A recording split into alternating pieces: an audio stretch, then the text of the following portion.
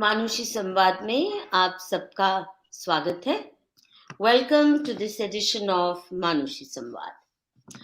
आज हम बात कर रहे हैं तमिलनाडु की और वहाँ की क्रिस्टो ड्रेविडियन पार्टीज की पॉलिटिक्स और कैसे वो सिरे से ही, बुनियाद से ही बहुत ही दुष्ट तरीके से एंटी हिंदू स्टांस उसका रहा है। इसकी बात करने के लिए, इस पे चर्चा करने के लिए हमारे साथ खास मेहमान जुड़ी हैं। Please bring Uma ji on to the yes Uma Anandan ji, namaste and welcome ji. Thank you. Uma Anandan ji अभी हाल ही में आज ही उनकी ओथ टेकिंग सेरेमनी हुई है और चेन्नई म्यूनिसिपल कॉर्पोरेशन में पहली और इकलौती बीजेपी की सदस्य है और ये कोई कोलिशन में नहीं चुनाव लड़ा गया था, बड़ा इंपॉर्टेंट चुनाव था बीजेपी के लिए और उमा जी के लिए। She fought on her own steam without any allied partners और चुनाव जीती हैं और आज ही इनका ओथ टेकिंग सेरेमनी भी हुआ है। ये इसके अलावा म्यूनिसिपल काउंसिलर होने के अलावा वाइस प्रेसिडेंट रही हैं टेम्पल वर्शिपर्स सोसाइटी की और सबसे बड़ी बात है कि हिंदुस्तान की कल्चरल हेरिटेज को प्रिजर्व करने के लिए बहुत ही दशकों से कार्यरत हैं। कल्चरल हेरिटेज में आगम शास्त्र भी आते हैं और हिंदू टेम्पल्स की कैसे सही मैनेजमेंट हो। She is a leading figure in the movement for freeing Hindu temples from government control और differently abled children की कोई टीचर भी रही हैं, पढ़ाई भी रही हैं, अध्यापक। तो आप सोच सकते हैं बहुत संवेदनशील व्यक्ति है जो डिफरेंटली एबल्ड चिल्ड्रन को पढ़ाने का सोचे और उसमें अपने जीवन के कई सारे साल डेडिकेट कर दे। इसके अलावा विश्रांत which is the first Indian home for aged destitute women, उसके साथ भी बहुत इनका करीबी जुड़ाव रहा है और बहुत बेबाक तरीके से अपनी बात कहती है। Welcome Uma ji and congratulations for having won the municipal corporation seat in Chennai. A very difficult election must have been. So can you tell us, is this your first election you ever fought? And what was it like to get into that battle? See, first, Madhuji, thank you very much for inviting me in this show. It's a pleasure to be on your show. And one correction is, it is not a municipal election. It is a Chennai Corporation City, Chennai City Corporation election. Okay. And the first time BJP has stood alone. Previously, we have won, but that was with the Dravidian Party Alliance we won. And this is the first time we have stood alone in the local body elections, and we have garnered a good percentage of votes. And from Chennai City, I am the only candidate who has won in the BJP ticket. That's a sort of the importance of this didn't sink in for a few hours for me. Only with the elation and the phone calls and all the responses that I realized that, it's a big entry. And this should be the gateway for BJP in this Dravidian land, which is infested with a lot of, atheist people who have for the last 50 years ridiculed Hinduism, our beliefs, trampled upon and insulted our gods. Everything has happened, saying that this is a Dravidian soil. That is their normal quote. I don't know what they mean when they say Dravidian. because they think that Dravidian by itself is a different culture. No, Dravidian denotes a geographical area. This side of Vindhyas is called the Dravidian area. It does not belong to any race or anything. They normally say we are the Dravidian race, the Aryan Dravidian supremacy. All these stories have been fed in the ignorant and people who have not been open. And that is why this Dravidian atheistic rule has ruined 2 generations. And I think now the time is open for Tamil Nadu to get back to its bhakti cult, because as you all know, we are a land of devotion. We have the Nayanmars and the Alvars who have sung hymns in praise of God, who have experienced the presence of God in them, very divine experiences, and they have taught us by bhakti, jnana, karma, all the 3 yogas. You can experience the divine. But this belief and this healthy trend has been buried in the last 50 years, and we have been made to believe that we are a different generation, different region of people who do not have anything to do with the other part of India. But this is to do with the we are waking up now. Sorry, I'm sorry. I said, though we are attributing it to Dravidian parties, Umaji, but isn't it true that this entire Dravidian movement was instigated and birthed by Christian missionaries? So they may pretend to be atheists, but actually that's just a stance to hit out at Hindu Dharma and Hindu civilization from a very safe pedestal. Would you not agree to that? That's the current scenario, Madhuji. The beginning of the Dravidian movement has its origin in the formation of the Justice Party, which was initially started on a hatred against the Brahmins. That was the beginning of the Justice Party, and out of that we have the Dravidian DK founded by E.V. Ramasamy Nayakar. As an offshoot of that, they all merged. The Christian missionary, this thing is for the last 20-25 years, and the worst part is these Dravidian movements only attack the Hindu beliefs. They only say no Hindu gods. They do not have the guts to say that there is Islam is not Islam as a religion does not stand it's this thing. Same way, there is no Jesus Christ. They don't touch on these 2 other religions. They only pick up on the Hindu religion. And that is how they have survived. And now the Christian missionaries have found it convenient to use this group to further this thing, as you told. That is the thing now. Umaji, the little that I know of history, and I don't claim to know Tamil Nadu better than you, by no means. But I think we'll have a discussion some other day, which will be able to establish that the entire Dravidian movement and this Aryan Dravidian conflict that was generated was from day one, a Christian enterprise. They didn't do it initially, they didn't have the guts to do it in their own name, but therefore they propped up the Dravidian movement. But we won't discuss that today. Yeah. That's a huge topic, and we will have another discussion some other day. Yes. But I would like you to tell me, number one, how long have you been with the BJP? Do you speak Hindi at all? Little, yes, because I lived in the north for some time. And having been an avid Hindi film goer in my college days, I picked up the smattering of Hindi thanks to being a fan of Rajesh Khanna and the others in the college days. I did, and so having lived in the Hindi bol dena beech mein. मैं राजस्थान में रहते थे 2 साल 3-4 साल ऐसा, and मैं बहुत Hindi films को बहुत देख रही थी, तो मैं पिकअप कर दिया मैं. Okay.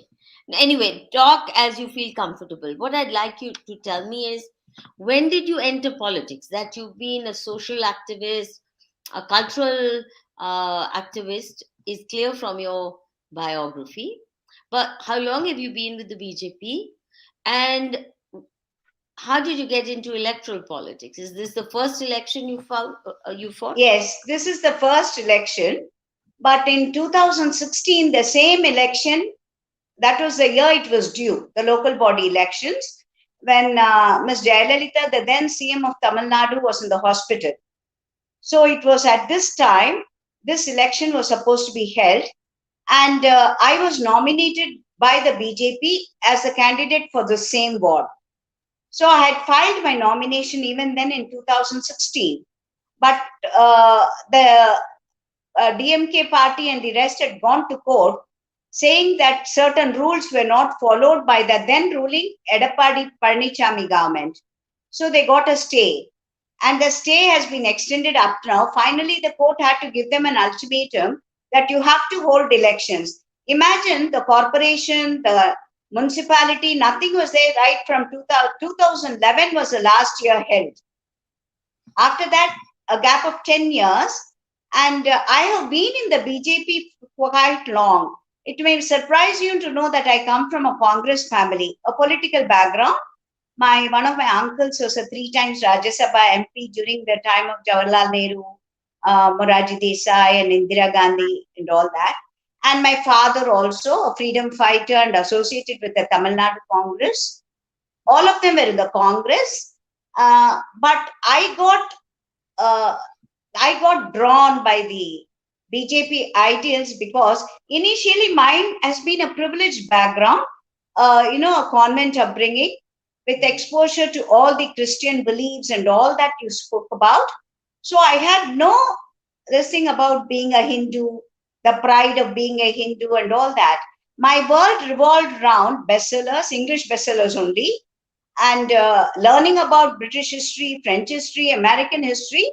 I did not read anything about Indian history, and I was totally ignorant about all these. Finally, I think the Advaniji's. I had joined the BJP by late 80s, early 90s, like that. And even when it was a Jansang, I was interested because at that time the disillusionment with Congress had begun, and in the drawing room political talks my father, my uncle, and all had, their disillusionment with Congress was obvious in their conversation. And I think that rubbed on me a lot, being a silent listener to these conversations.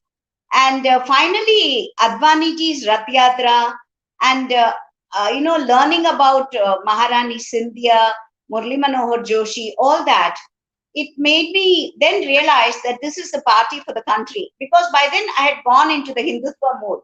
I had started learning, and I started learning the real history of India. Not that what my textbooks told me, the likes of Romila Tapar or Ramachandra Guha. I had read only that. But by the time I got into this, I started reading books on real Indian history. I started reading about leaders who had sacrificed so much, not leaders, who were on the front and who bagged all the name. I came to know about the unsung heroes of our freedom struggle. And that was another this thing, like I started reading about Sardar Patel or Lajpat Roy, Gokhale, their contributions, and Tamil Nadu, the freedom fighters who have been totally buried, their valor, unsung heroes literally, like VOC Chidambaranar or Veeravanchi, who killed Lord Ashe in a moving train when he was newly married in his late 20s or early 20s. And he shot himself. See, our Veerapandya Kattabomman or Velu Nachiyar, Marudhu Sagodarargal, so many, I don't think any of you would have heard these names in the North India. All these people who had struggled, who had sacrificed their life for the sake of our freedom. And nothing was told about them, not even a paragraph in our history books. Very sad story. And that is the time when I decided, these, it is not enough to, and mind you, all these people were in the Congress. The Congress did not glorify the unsung heroes. it was only a story of a one family. The surname mattered. Only the surname mattered. I think that sort of made me react in a very negative way to say that the grand old party has to be, pushed to the background for the sake of the good of this country. So hearing Advani ji and his Rath Yatra, and then the Ayodhya fight for the Ayodhya temple, all that made me realize that this is the party I need. And by early 80s and late 90s, I had entered BJP, but I had become a member. But even then, I was not very active. My commitments were there, my husband was there, and my daughter was a student. So I had, but still my fervor didn't wane. My fervor stuck, and it was permanently linked to the BJP party. And this election, by the time, by early 2004, the arrest of Kanchi Shankaracharya by the then Anna DMK government, headed by Madam Jayalalitha, it went on a war path to destroy this mud, age-old traditional mud, which, according to me, stands as a symbol of Hinduism. Started by Adi Shankara and established centuries ago. And the mud, the slur cast on this mud.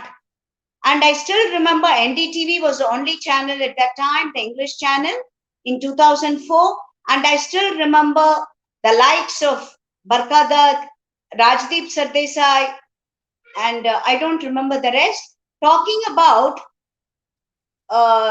Madam Jayalalitha's onslaught and trying that she was always one up on the game. It was very hurting to see these people were looking at it as a game of chess. Why? The pontiffs and the mutt were literally trampled upon, all sorts of scandals, imaginary scandals coming out, the pontiffs being accused of what you say, whatever this thing. I think even if the Shankaracharyas had passed urine on the side road, they would have been arrested just for that. It was so bad. And that was the time I decided, the frequent case of the pontiff, handcuffed and being brought to the court was a very, very moving sight. The helplessness, in me to say that if this could happen to the pontiff, and this is nothing but destruction of the Hindu religion for me. So that is the time when I entered the public arena, and thanks to the advice and the association I had with Dr. Subramaniam Swami, Chandralekha ma'am, BJP leaders, Vishwa Hindu Parishad leaders, Ashok Singalji, all of them, I came into close contact with them, interacted with them, and from there I have not looked back. My temple activism was also this election, what it has meant for you to fight an election, and what kind of forces did you have to battle? See, one is when they know, as I told you last in 2015 itself, they had nominated my name, 2016. Since the election was cancelled, again this time my name was recommended, but by this time I had become a little famous because of my frequent exposure in the media and the TV channels on Hindutva issues like Sabarimala temple, free temple movement, because we had started the organization Temple Worshippers Society with the sole aim of taking the government to the courts and seeing that our temples are freed from government control. So I had become more or less a familiar figure. But BJP doesn't believe in freeing temples from government control. With a lot of pressure, they have done it in Uttarakhand. They have started. It's a small beginning. Even in Karnataka, they have done it. And one more thing, Madhuji, yes, sometimes they do. But my firm belief is this is the only party for us. So, we have to be with them. Okay. So that time when this election issue came up, when they nominated my name, I accepted it. Of course, with a little bit, with a pinch of this thing because I am now 5 years older. I had campaigned for Mr. H. Raja when he stood in the 2016 elections for the state assembly. At that time also BJP stood alone. And I became closely associated with Mr. H. Raja because I see him as the Hindutva lone voice in those days in the Tamil Nadu BJP. And at that time, the common idea was, if you speak Hindutva, you cannot get votes. But my election, my soul winning has proved that Hindutva is here to stay. Why do you say that one councillor is enough to prove that Hindutva is here to stay? What percentage of Hindus do you think are inclined to look for pro-Hindu parties? Definitely, yes. See, don't forget that our land is a land of devotion. You do not find temples of what you find in Tamil Nadu. You do not find it anywhere else in India. And mainly, as you say, the Hindutva feeling is a little on the ebb because we have never suffered from the invasions. Tamil Nadu has not suffered much, but for a little from Muhammad bin Tughlaq or Alauddin Khilji and his general Malik Kafur. Other than that, we have not Muslim dynastities ruling us. The damage from them was very, very little. And that is why the fervor is not there. While that part of North India, you people have suffered a lot. But here we have not. That is why the feeling is a little low. But now I wouldn't say that. I can see it with the reception I got. When I went door to door canvassing, people telling me, ladies as old as 70 or 80 telling me, I am praying for your victory. Because I said, I want you people to pray. Prayers to the Lord Almighty will only see me through. I am believing only in the divine intervention and the prayers from you people. My sole platform was on that. And since they had seen me as a temple activist, my reputation as a temple activist was there to see out of 100 people that 100 homes that I visited, at least 90 were aware of my work, welcoming me. And the best part was an 80-year-old lady telling me, I'm so happy that you're standing in our ward. Uma Anandan, I am praying to God that He will give my lifetime and my children's lifetime to you and Modi ji. This was the prayer that she told me, such a moving gesture, I would call. What about the younger generation? How did they relate? No, see, the younger generation reaction was there, but the percentage was low. If I met about 100 youngsters, about 50 of them, boys and girls, used to come and tell me, ma'am, we have seen your YouTube videos. You're such a gutsy lady. We admired your guts. We need people like you. Shall I take a selfie with you? This was a very, very common thing. So the youngsters are also realizing now. But what is the kind of opposition you faced? What Definitely, kind yes. of attacks came on you? Very much. The lies. Like see, what? My old videos were digged up. My interviews given 4 years ago, 5 years ago were digged up. And part of it, only the damaging part of it was totally trailed upon, spread upon. It became a trailblazer, to say, if I could say that. And they did not have the guts to say in which context it was told. And, I was normally trolled as the mami. The term which is used for a Brahmin lady. A mami is used out of affection, out of respect. But majority, it is used for taunting us. There. And that was how. And, they started attacking my Brahmin origin. The Brahmin origin was attacked. My interviews were, dug up and on what context I had told. That was not exposed. And to tell you frankly, my opponents would have been happy if anybody else from BJP had won. On the contrary, I think those people would have prayed, if at all they believed. Definitely they believe in God, my opinion, in behind closed doors. They would have prayed that let anybody win, but this lady should not. And see, at the morning, the counting time, my counting began only at 3:30. I was called. My ward turn came only at 3:30. By 11 o'clock, they tweet that 8-vote Mami has failed. 8-vote Mami. They said I had got only 8 votes. Oh. And even in that, they were wrong. The explanation given was first postal ballots were counted. In that, I had got 8 or something. That was how they got the information. I don't know from where they got the information. They will have to do the explanation part of it. But even in the postal votes, I stood first. I had secured 12 out of 23. So even that information was wrong. So that entire group was rejoicing to say that 8-vote Uma Mami had lost.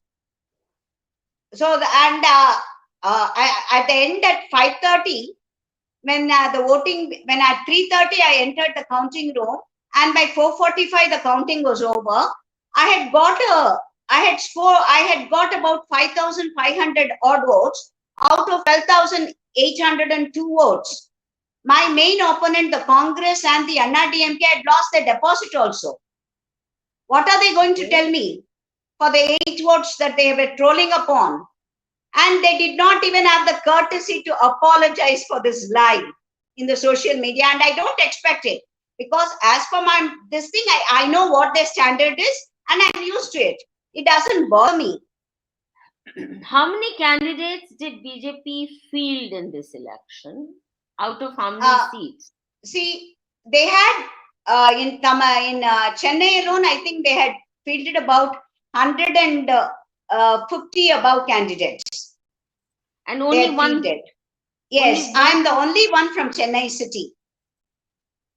But others in Madurai and all corporation, Madurai Corporation, Erode Corporation, Coimbatore Corporation, Thoothukudi Corporation, all the other Vellore, all that we have in Madurai and all, we have one. It has been definitely BJP has grown, which they are not able to digest. Because. No, but why only one seat out of one candidate winning out of 150? See, I'm not sure of the number, Madhuji, but it was over 100 that we had stood. See, one thing is, as I told you, the foundation is the Dravidian platform, and the DMK and the Anna-DMK. See, DMK alliance is 13 parties. DMK alliance with the Communist, with the Congress, with the VCKs, with the Muslim party, with all of them they stood. While BJP stood alone, it was 13 versus 1. And Anna-DMK also had its alliance with 2 or 3 parties, 2 regional parties and 1. And with all these, the DMK with VCK and the Muslim parties as allies, and Anna-DMK with its regional parties, and all of them have the gall to say that BJP is a Hindutva party. It is a Hindu fundamentalist, and Muslims and Christians will not vote. Anna-DMK had this thing to say in the last assembly elections. We lost because we had alliance with BJP. On the contrary, the truth is BJP lost heavily by carrying the Anna-DMK on their shoulders. So this is the one thing. If you see the voting pattern, we had definitely got in earlier elections where we have secured 300 votes, 200 votes in the local body elections. We have now secured over 1,000 votes, nearly 2,000 votes. In a span of 10 years, is this not growth? Fighting with the 13-party alliance? That itself is this thing. We had the guts to stand alone. And let me put it another way. My question to you is, has BJP invested enough money and resources, human resources, in making their presence felt? Because thus far, as you yourself admitted, that they were only trying to ally with one or the other of the Dravidian parties, which is what the Congress also does. It's only for the first time that they've gone it alone. Do they then, are they then saying that from now on we're going to carve out an independent space for ourselves? Are they investing enough? Because to cover such a hostile ground, on the conversion mafias are not going to give BJP an easy time. Are they investing seriously in it? definitely, yes, ma'am. Thanks to the young leader, Mr. Annamalai, the Tamil Nadu BJP president. See, he did not drag on the alliance talks. The second day, when the response was, as usual, trying to throw breadcrumbs to us, he decided that is enough and he said, we are going alone. And in a matter of about 10 days, candidates were picked up. We had to file a nomination in all these. And as you say, let me tell you, looking straight on your face, I have not paid a single pie to the voters of my ward. I can with great pride tell this. This itself is an achievement for BJP. BJP does not believe in bribing and giving freebies to the voters. We would much rather go and meet the voters with the developmental issues that the Prime Minister has initiated and which these regional parties, whoever is in power, is trying to cover it up, not giving the credit where it is due. And as you said, the manpower, the investment in manpower. Let me tell you, as you told, one mistake is 2016 state elections, we did it alone. We have gone alone without alliance. So this is not the first time. In many places, we and Patali Makkal Kachi, led by Dr. Ramdas, which also stood alone, we decided who the winner was or who the loser was.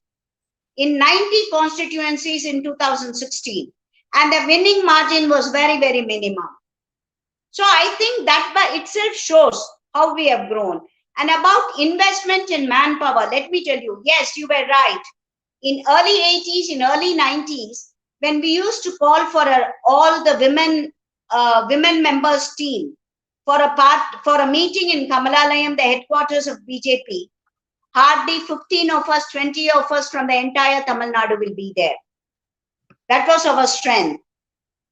But now, if you call for a women's wing thing, we have to host it in a big venue where about 5,000 to 6,000 ladies should be accommodated. So this is the investment we have made in the cadres. And let me tell you with great pride, in my ward, I had 35 booths. And I had a booth in charge for every booth.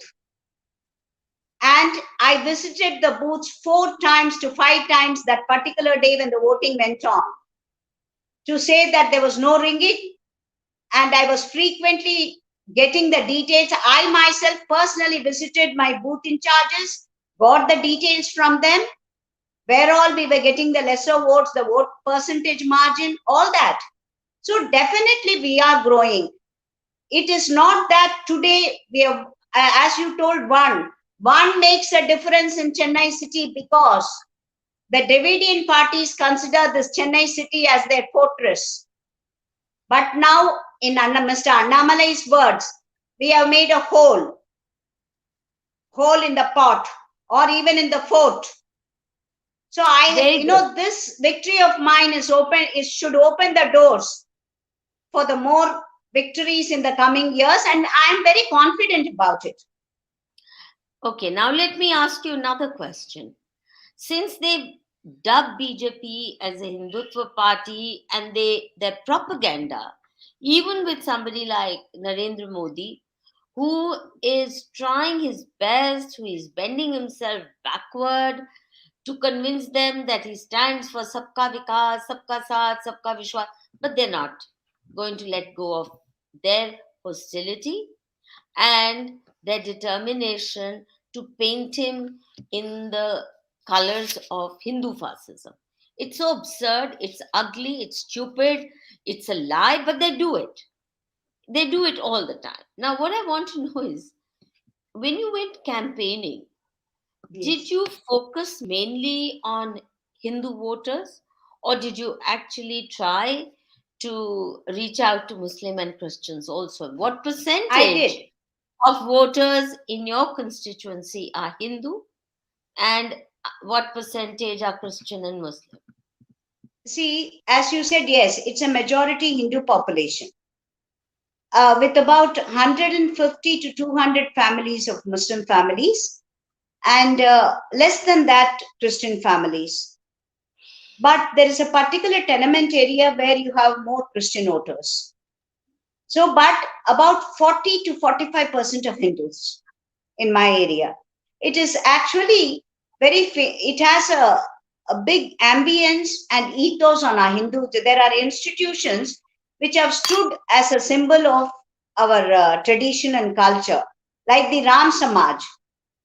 See, in a stage where Lord Ram was chappaled, was put a garland of chappals, and somebody had the audacity to ask, has Ram studied in which engineering college to build the Ram Setu bridge? But here stands an organization called Ram Samaj for so many years. And that is a place where people congregate every evening to recite Vishnu Sahasranaman every day. A lot of musical concerts go on. Every day is like a festival in that Samaj. There.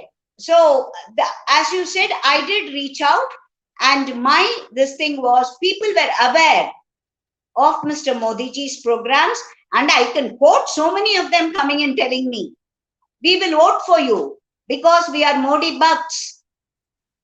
I heard it about some 500 to 600 voters, this dialogue, and so many of them telling me, we follow his programs, we listen to his speeches, we are so grateful that God has blessed us with a prime minister like Modi ji. I am not exaggerating, neither am I making this up. It was there to see. It perhaps about 5 years back, 7 years back, when they were on this Go Back Modi stream, even that was not, the majority did not follow that. So a few of them heralding black flags and saying Go Back Modi does not denote the reaction of the entire Tamil Nadu region. You have the traders who are so happy with Modi ji, and the corona vaccine. To tell you frankly, the BJP former national secretary, when he was canvassing for me, he asked one old gentleman, Mr. Modi has given you the vaccine free of cost. He has saved your life. How do you say thank you to Mr. Modi? Then he said, you say thank you, Mr. Modi, by putting your vote on Lotus. And that man, he said, put it once. That old man retorted, why once? Throughout my life, I will keep doing this. Thank you, Modi, and I will vote for Lotus. All these things will not be highlighted by the Tamil Nadu media. Tell me, then, why only one candidate won? Why not others? As I told you, Madhuji, 50 years of Dravidian rule. And the Dravidian parties will also have an agreement with them. You come this time, next time I will come. Why allow? Because Congress has been riding on piggy bank on DMK for so many years now. They have lost their the Grand Old Party has lost its identity now. They keep begging DMK for the peanuts throne. 4 seats, 5 seats, 10 seats. They are ready to grab anything that the DMK offers. There. So this is the pathetic state of the Grand Old Party. As I told you, we have to counter both the Dravidian parties who would much rather, I'll pat your back, you pat my back. That scenario is there. So they would much rather share the pudding and the cake between them. They would not like to have the third party, especially a national party, entering the scene. So in such a scenario, first is my victory is definitely to be seen as a big leap. And the vote margins, as I told you, the councillors in Chennai city, so many of them have come second. They have pushed the Anna DMK or the other party to the third. We have come second. That by itself is an achievement. Coming second. And one more thing is the vote share that has gone up, and the smaller parties. If you see in the last elections, people were raving about Mr. Seema, Nam Tamilar Katchi. They said he is the next answer to the Dravidian parties. But where is he in this local body elections? He is nowhere to be seen. Same to be told of actor Kamala Hassan's party, Makkal Neethi Mayyam. In my this thing, take again TTV Dinakaran, the cooker symbol. Even he is nowhere to be seen. These smaller parties have been literally been thrown into the dust. They are nowhere to be seen. So in this scenario, compared to the assembly election 6 months ago, Mr. Seeman's party has dived so low, while we BJP have grown in stature with regard to the vote share. That is why I am telling you this has to be applauded. Mr. Annamalai's decision of standing alone is the best decision. It has given us a lot of confidence, infused a lot of confidence in the cadres. In fact, one of our viewers, I see his comment, R. Shukla, and he also says exactly what you're saying. Credit goes mainly to newly party chief of Tamil Nadu, Mr. Annamalai, a brilliant academic, IIT, IIM, IPS. He has left everything for the cause of the nation. Tell us a little more about him. I'm going to talk to him anyways soon after and get him to also come to our show. But tell me how much of this change of mood in the BJP cadre and new self-confidence that you're talking about has come because of the energy Mr. Annamalai has brought into the public life. See, first is his exposure. The way he answers, the way he answers in the interviews, with a lot of poise, with a lot of calmness, hitting them with statistics, hitting them with facts. He does not mince his words, but his usage of words very polite, very respectful. The media has no answer to the questions and his replies. Right? And one more thing is education. His position as an IPS officer with a clean image. And the best part is the charisma he has towards the younger voters. BJP has not had that till date. While now you see a lot of youngsters who have started seeing Mr. Annamalai as a hero who has come to free us from this Dravidian shackles. Tyranny. And very articulate, precise, and at least I am famous for my harsh words, for the usage of harsh words. I'm quite famous on that, and I do tend to get emotional. The outbursts are there. Sometimes I do use some unparliamentary words, all that.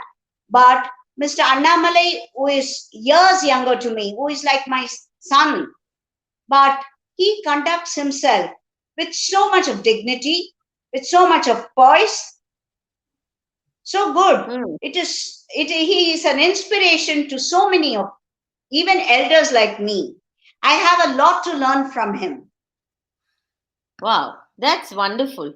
To hear a party president being described in glowing terms, not just by you, but also I can see many of our viewers are endorsing your comments. So you really are very lucky.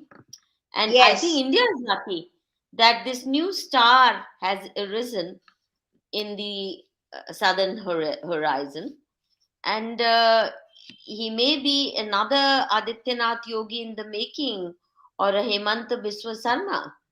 And if that has happened, I think then India will turn a new leaf. I It see him is as a taking mixture time of for it. Mr. Manohar Parrikar and Biswasji. I see him as a combination of that. Of Manohar Parrikar and Hemant Kumar Biswasji. G. Okay, that's very good. That's really good. So, tell me, what are your plans since you are going to be the lone voice in that corporation? How are you going to make sure you are heard? And what's your plan of action for enhancing the outreach of BJP in the coming years? See, one thing is, whatever plans and the promises I have made to my ward members, I'm very confident of fulfilling that, because mainly the DMK, which is in power today, has not fared well in my ward always for the last so many years. Their vote percentage in my particular ward has not been a big thing for them. On the contrary, they've only come third. If we have stood alone, Anna DMK, BJP, and DMK, they've come third only. It is either DMK or Anna DMK or BJP which has come first in this war. So they, as a MLA, the current MLA seems, I have heard him speak on a few occasions, and I have had the chance to interact with his brother, who was a former MLA of this this region itself, this constituency, the entire Tinagar constituency. Mine is a very small part of that there. And he has always been responsive. Mind you, let me tell you, the Ganesh Chaturthi festival, which is being conducted in a big thing like for the last 20 years, thanks to Ramagopalanji of Hindu Munnani. And Mr. Anbaragan, he is no more. A very, very admirable man who always helped us during that, for a party which does not believe in, which does not believe in God, Hindu gods, I could say. But that particular person has always gone out of the way to help us when he has been an MLA here, and he has also been an MLA in Triplicane, which is a very, very, the Parthasarathi temple which is there. It is again, in fact, it is again a rich Brahmin population, and he has won there thanks to the support of Hindu groups, because at that time the Hindu groups, the other party had fielded a Muslim candidate there. So he had the support of the Hindu groups, and when he was in power as MLA, he was very, very cooperative. He went out of his way to celebrate the Ganesh, the festival very well. And even if we are from another party, when we go to him with some blessing, he has always been helpful there. My two last questions. Yes. Yeah, please. No, you tell me. Please yeah. Finish. Please finish. I'll ask that. No, that is why I said this particular ward, they will have to comply with my demands for the welfare of the ward members if they have to, as an MLA, gain a feat here. Because this particular ward has not given them votes. They have lagged behind. So they will have to make amends for it and start their innings here in a good way. Okay, tell me, in the, thank you, Tricolor Ji. What a sweet compliment to you, Umaji, and also to me. Humbled and honored, Tricolor Ji, by your compliment. Okay, now what I wanted to ask you was this. You said you'd made some promises to your ward people. Number one, what are those promises? And my second question is, you have two groups apart from the political parties, the DMK and AIDMK, BJP would be facing overt hostility and opposition from both Christian organizations and Islamic fronts, because they don't feel that they can get away so easily or promote conversions that easily if BJP is in power. That's their mindset. Not that BJP has ever stopped them. Their conversion agenda goes pretty unchecked, but that's their that's it. So do you have to deal with that opposition as your main as the main hostile territory, or is it the DMK and the AIDMK? And connected question is, are Hindus within DMK and AIDMK, are they not getting sensitive to their cultural heritage? Are they not tired of the farcical atheism that their parties have taught them, where they start worshipping film heroes but are hostile to our dharmic deities? You know, I mean, I the kind think of hysteria they have for film stars, it's almost sick. it makes me Sickening. feel ashamed. To tell you frankly, it makes me feel ashamed. You know, I'm proud to say that I come from Tamil Nadu. When I think of our temples, our ancient heritage, King Rajaraja Chola and all that. But when it comes to this point of, yes, I have to hang down my head in shame. This is the only state which makes these celluloid heroes and makes them political leaders. So it's a very sad state, I agree. But even the members in DMK or Anna DMK, see, I think power, the craving for power is what makes them compromise on these things. That's a very sad part. Definitely, yes. No, I'm Majority of talking them. about the rank and file. I'm talking about the rank and file. That's what Because I'm telling. rank and file continue visiting temples. I see a lot of DMK. So many of them. Yeah. So don't they feel by now sick and tired of the farce that DMK and ANDMK have enacted in the name of atheism? No, see, Where they are, AIDMK does not talk about atheism. Even though it has been founded, Madam Jayalalitha was a powerful figure and who had the guts to say that she believes in God. She was temple hopping. She performed pujas, all that. I think that was a final insult given to the Dravidar Karagam started by E.V. Ramasamy Naikar. Ms. True. Jayalalitha gave it back good to them. There to say, I am a believer in God. I will visit temples. And she donated a lot to the temples and all that. And these people did not, the Dravidar Karagam did not utter a word. The Iron Lady had them. She could not stop conversions. She did try once. She did try put that. But then, as you said, the backlash in the next election, the Iron Lady herself had to retract on that and go back on that law. But let me tell you one thing, Madhu. Yes, the situation is alarming.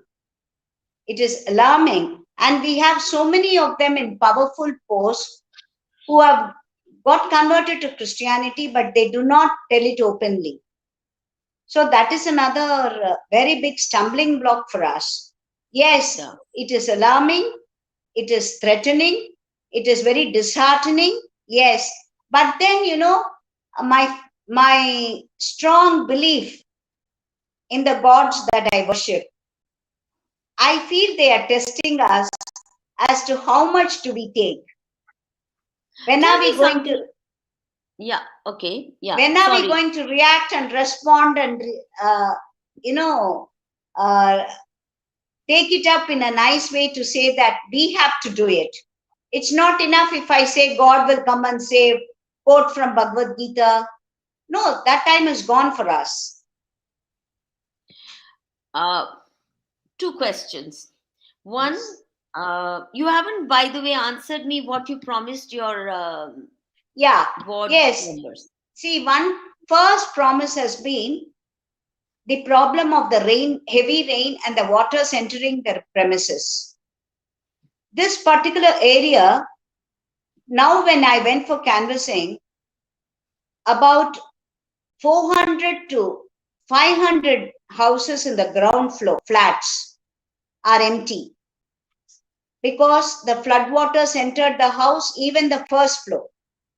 So the people in the ground floor, some of them owners of the flat, have locked their premises and shifted to some other area, which is a very tragic part. Some of them senior citizens, to be uprooted from their familiar area to a new one, where they have to start a new life in a new environment.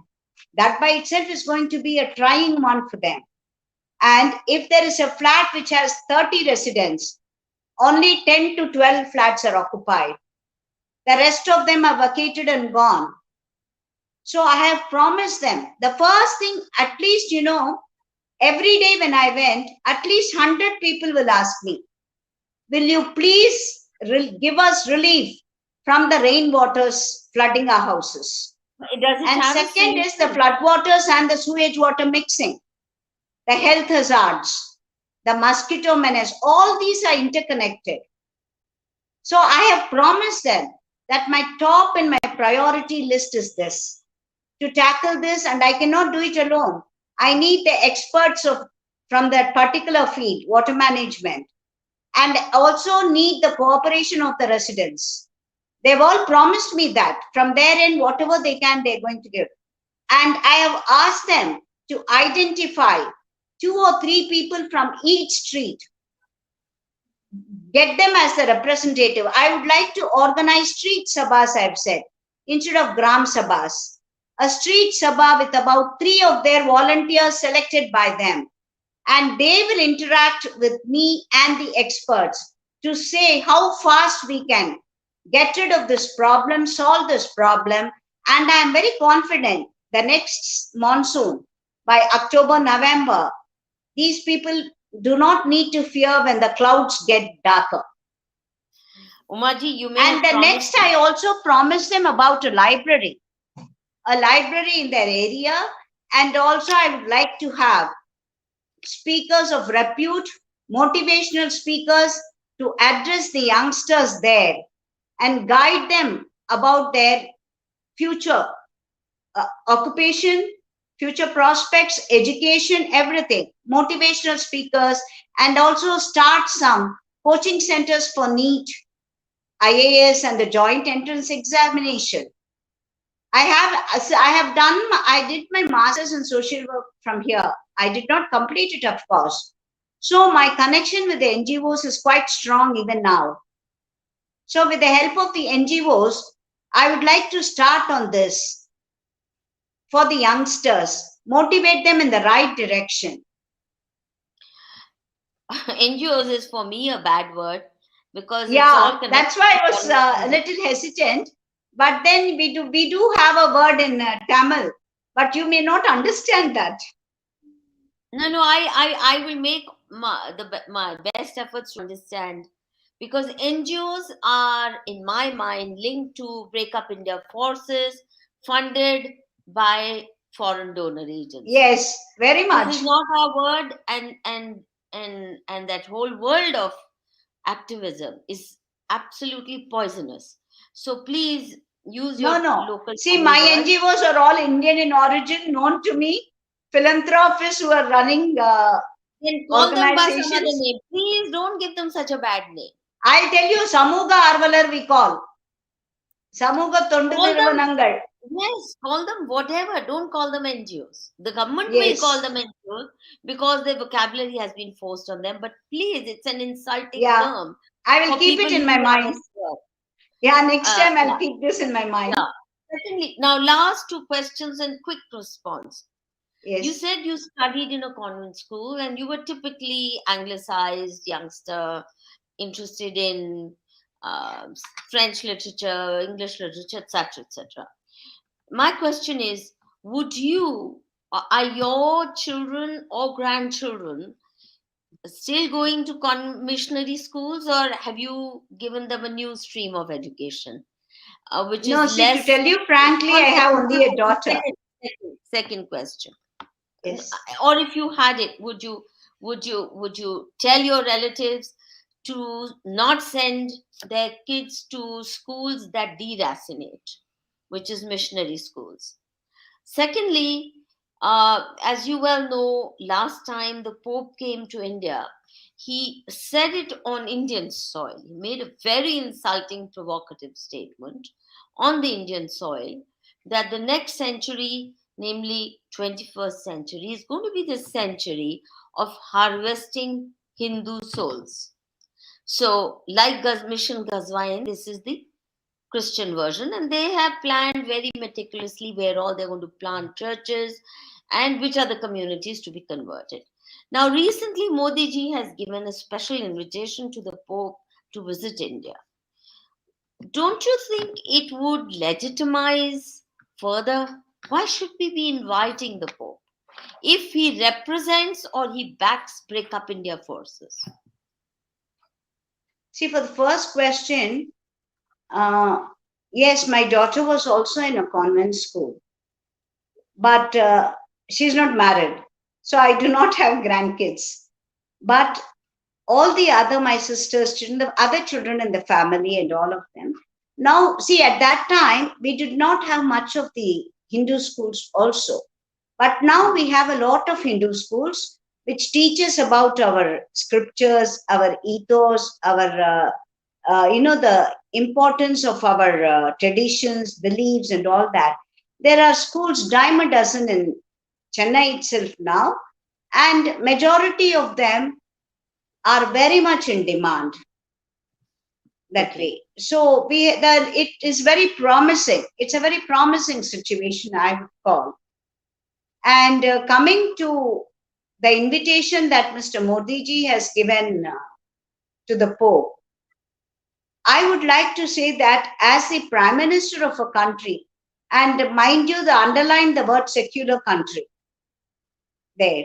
So I think he has to play that role. Why? He doesn't have to say anything bad about the Pope. Why invite him here? No, at least, when we are battling break up India forces let loose by the missionaries, they are promoting secessionist urban Nakshals, murderous Maoists. They're promoting secession wherever they have managed to get a large enough Christian population. Why do we have to invite him and give them further legitimacy? I don't understand. Sorry, Madhuji. This thing is I'm a Modi Bhakt, and I always think there is something behind in every act of this for the sake of the good of Bharat. That's how I see it. So I don't know what is in his mind. Suddenly it comes out. So I have absolute, a trust and belief that this man thinks, acts, believes for everything that is good for our country, the image of our country itself, as you know. And as you said, we are already facing a backlash from the international community for no fault of ours. Take the Kashmir genocide. Nobody wants to talk about the Kashmir Pandits issue. Instead, they talk about the Rohingyas and the others who are not. So, he has to battle all around him. It means Modi ji has not succeeded in putting Hindu issues on the agenda of the international community. He has not been able to give respectability to Hindu civilization. We are still being called, and we were never called fascists as we have been called after Modi ji came to power, unfortunately, though he's far from being one. So why not give up trying and be upfront in defending your own civilization? That's my request to you. You may please, you're welcome to worship Modi ji. I have no problem. May he live long and may he guide the nation's destiny in creative ways. But then, Madhuji, please remember, Madhuji, I think you must remember that the Kashmir Article 370. That's a very complex story from Chennai. You will not be able to understand that it's one step forward, two steps backward. It's a very complex No, but then Ayodhya, see, the Ayodhya temple, that again, is it not that when others That's could not not solve it, he has Modi done it? So many people sacrificed their lives for their temple. It's a long battle. Yeah. And finally, it's the Supreme Court and many people's energies, including, of course, Modi ji's, must have gone in. But innumerable people contribute. Innumerable people. Their energy, many sacrificed their lives, and many those who led the movement are completely in the sidelines today, which is unfortunate. So please, let's not. Modi ji deserves credit for many things. Let us not give him undue credit. Just as his opponents give him undue, harsh criticism, which is ugly, which is poisonous, and I stand up always to defend him from malicious, malafide criticism of his opponents. We must defend him where he deserves. Yeah, And see, he has as done I so. say, I think you must remember the battle within, the Congress playing into the hands of foreign forces to malign him. I think it's not only the Congress, there are so many other groups which are out to malign him, even in the international scene. What a shameful act that they are doing. I think that by itself shows how vulnerable he is. Umaji, I'm not going to take up issue with you on Yeah, this. this I think we'll agree Yeah, to we disagree. We will I agree to support disagree. him. No, we don't have to disagree because I support him where he honestly deserves support and applaud. We must do that.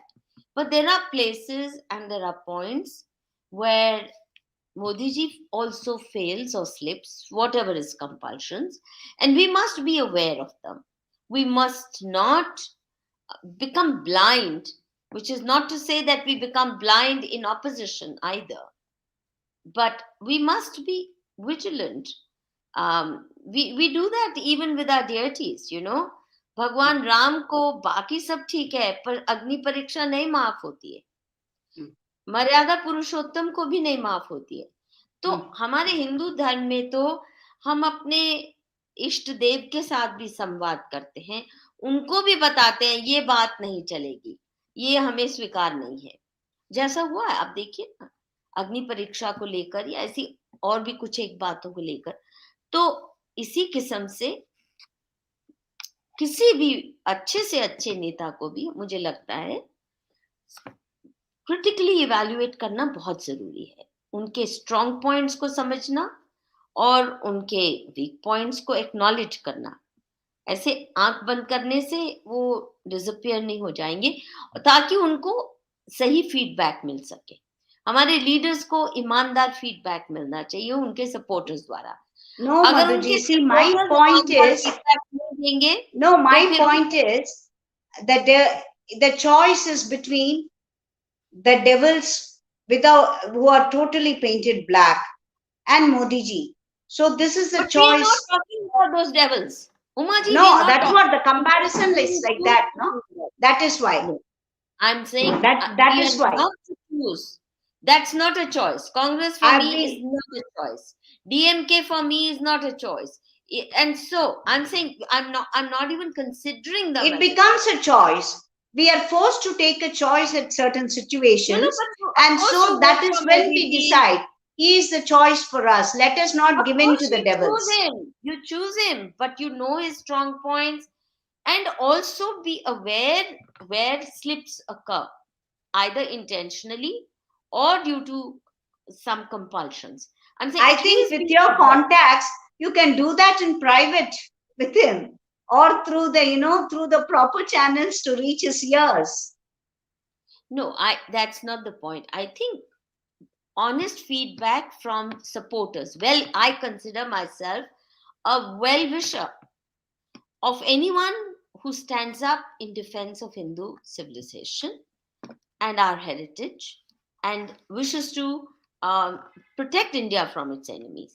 So, as a well-wisher, my feedback should reach him, not just mine. I'm saying collective feedback of well-wishers of Modi ji must reach him for the good things, as well as when they find that some things are not going right, then his well-wishers should be the first ones to make him aware that this may be doing harm to not just the BJP but also to India. And that's my only point. I'm not asking you to Okay. choose. Of course, there's no choice Yeah. between Modi and DMK. Of course not. And Congress and Modi ji. Of course not. You think even if you put a gun to my head, I would ever vote for Rahul Gandhi? No, no way. So for me, they are a non-choice. But I do want that those who are No, when you speak out openly like this, somebody who has admiration for you, for your stand, as Madhu Kishwar of Manushi, they could also, they could then start thinking, if Madhu Kishwar ji has this opinion, and that is why I told you that. No, but I don't want the Pope to come to India. I'm sorry. I want this known, and I want BJP workers to communicate to their leader. Please keep him out. Okay. Please keep him out. He represents a big threat. He represents a death warrant for the Hindu civilization. And they make their agenda clear. They've got their Joshua project. They've got their project of conversion, harvesting our souls. Why should I welcome him? And I would like our Prime Minister to know that he does not mean well by India. So we should not invite him on our soil.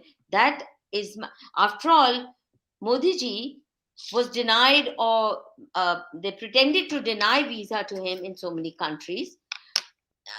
I mean, just because they thought he's not good enough for them. Why can't we not tell the Pope you're not good enough to step on the soil of India? I'm saying that's my humble submission to you. Please do give it a thought. That's all. Yes. And with these Okay. words, now Yeah. wind up. Thank you very much, Umaji. And thank you, Yes. viewers. Please send us your feedback at editor@manushi-india.org, and do share, support, and like this channel and help us enhance our outreach. Namaste, Shubhratri. Namaste, Madhuji. It was a pleasure. It is either a pleasure and an honor to be on your show. Thank you very Thank much. you for me too. It was a pleasure and an honor. And we're really on the same page, Umaji. These differences, small differences, should not Yes. at all be taken as hostile questions vis-a-vis even BJP or BJP leadership. I wish them well. But I think it's important that honest feedback goes to our leaders. Okay, ji. Shubhratri. Namaste. Jai Hind. Thank you. Thank you so Thank you. much. Please do like, share,